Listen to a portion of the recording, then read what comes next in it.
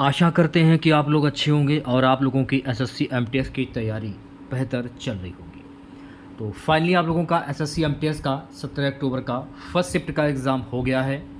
17 October first shift में पूछे गए सभी क्वेश्चंस इस वीडियो में डिस्कस करेंगे, तो इस वीडियो को पूरा ज़रूर देखिए।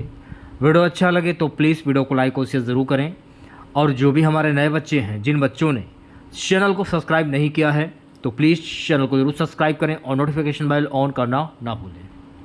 वीडियो को स्टार्ट करते हैं। पहला प्रश्न देखिए पूछा गया था कि गीता चंद्रन को 2007 में पद्मश्री से सम्मानित किया गया था, वह किस नृत्य से संबंधित हैं। देखिए गीता जो चंद्रन जो हैं, सबसे पहले आपको ये पॉइंट ध्यान में रखना है कि गीता चंद्रन को 2007 में पद्मश्री से सम्मानित किया गया था। अब पूछ क्या रहा है कि ये किस नृत्य से संबंधित है, तो ये भरतनाट्यम से संबंधित है। भारतीय गायिका और नृत्यांगना गीता चंद्रन भरतनाट्यम में माहिर हैं। उन्होंने कर्नाटक संगीत का प्रशिक्षण लिया था और भारत में एक अग्रणी और प्रसिद्ध भरतनाट्यम कलाकार हैं। वर्ष 2016 के लिए भरतनाट्यम के लिए संगीत नाटक अकादमी पुरस्कार गीता चंद्रन को प्रदान किया गया है। गीता चंद्रन को कला में उनके योगदान के लिए 2007 भारत का चौथा सर्वोच्च नागरिक पुरस्कार पद्मश्री भी मिला है। तो ये सारे फैक्ट आपको ध्यान में रखने हैं। एक क्वेश्चन देखिए पूछा गया था कि घगे खान भाग्स किस घराने से संबंधित है। घगे खान भाग्स जो है ना, ये आगरा घराने से संबंधित है। एक नाम आता है छज्जू खां। तो जो छज्जू खां है, ये भिंडी बाजार घराने के संस्थापकों में से एक है। ये पॉइंट आपको ध्यान रखना है। आगरा घराने के महत्वपूर्ण गायक फयाज खान, और एक और है लताफत हुसैन खान और दिनकर, ये काकनी है। अगर मैं बात करूं पंडित जसराज की, तो भारतीय शास्त्रीय गायक पंडित जसराज जो हैं, ये मेवाती घराने से संबंधित है। उस्ताद हस्सू खान और उस्ताद हद्दू खान और उस्ताद नाथू खान, ये ग्वालियर घराने के संगीतज्ञ थे। अब्दुल करीम खान, अगर हम बात करें अब्दुल करीम खान की, तो मेरे प्यारे बच्चों, अब्दुल करीम खान हिंदुस्तानी संगीत के किराना घराने के प्रतिपादक थे। गिरजा देवी की अगर हम बात करें, तो गिरजा देवी ठुमरी की रानी के नाम से जाना जाता है। बड़े फतेह अली खान और अली बख्श जरनैल खान द्वारा पटियाला घराना प्रतिपादित किया गया था। एक नाम आता है हद्दू और हस्सू खान। तो हद्दू और हस्सू खान जो हैं, ये ग्वालियर घराना के साथ जुड़े हुए हैं।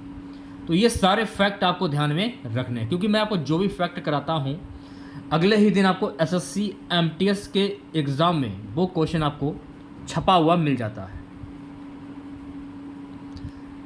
अगला प्रश्न देखिए पूछा गया था कि देवदास पुस्तक के लेखक जो हैं वो कौन है। तो मेरे प्यारे बच्चों, देवदास पुस्तक के लेखक हैं शरत चंद्र चट्टोपाध्याय।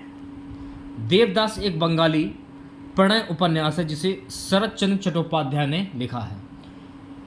कालातीत की अगर मैं बात करूं, तो कालातीत भारतीय उपन्यास देवदास शरत चंद्र चट्टोपाध्याय के द्वारा लिखा गया है। तो ये भी पॉइंट आपको ध्यान रखना है। रविंद्रनाथ टैगोर के द्वारा गीतांजलि लिखा गया है। मुंशी प्रेमचंद के द्वारा गोदान लिखा गया है। मुल्क राज आनंद के द्वारा अनटचेबल लिखा गया है। शरत चंद्र चट्टोपाध्याय के द्वारा देवदास लिखा गया है। तो ये सारे पॉइंट आपको ध्यान में रखने हैं। मेरे प्यारे साथियों, नेक्स्ट क्वेश्चन देखे पूछा गया था कि निम्नलिखित में से कौन सा शासक पल्लव वंश का संस्थापक था। तो पल्लव वंश का संस्थापक था सिंह विष्णु। कौन था संस्थापक? सिंह विष्णु। अगर मैं पल्लव राजवंश की बात करूं, तो पल्लव राजवंश की राजधानी कौन सी थी? कांचीपुरम। उनका राज्य आंध्र प्रदेश के उत्तरी भाग से दक्षिणी में कावेरी नदी तक फैला हुआ था। शिव स्कंद वर्मन राजवंश के प्रथम शासक थे। महेंद्र वर्मन एक पल्लव शासक थे जिन्होंने 600 ईस्वी से 630 ईस्वी तक शासन किया था। तो महेंद्र वर्मन ने कब से कब तक शासन किया था? 600 ईस्वी से 630 ईस्वी तक।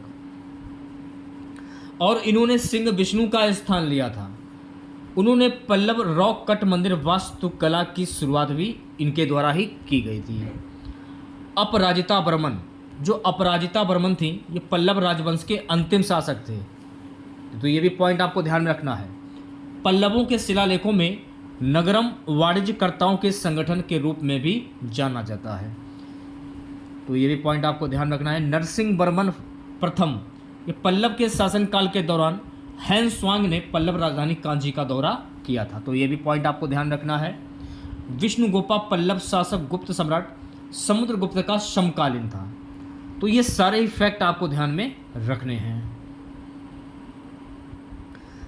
अगला प्रश्न पूछा गया था, संसद की सदस्यता के लिए योग्यता का मुद्दा भारत के संविधान के निम्नलिखित में से किस अनुच्छेद के अंतर्गत आता है? अनुच्छेद 84 के अंतर्गत आता है। अनुच्छेद 84 में संसद के सदस्य बनने की योग्यता का वर्णन किया गया है, जिसमें राष्ट्रपति, लोकसभा और राज्यसभा शामिल है। संसद के किसी भी सदन का सदस्य बनने की योग्यता, वो भारत का नागरिक होना चाहिए, उसे पुष्ट की शपथ बनानी और सदस्यता लेनी चाहिए।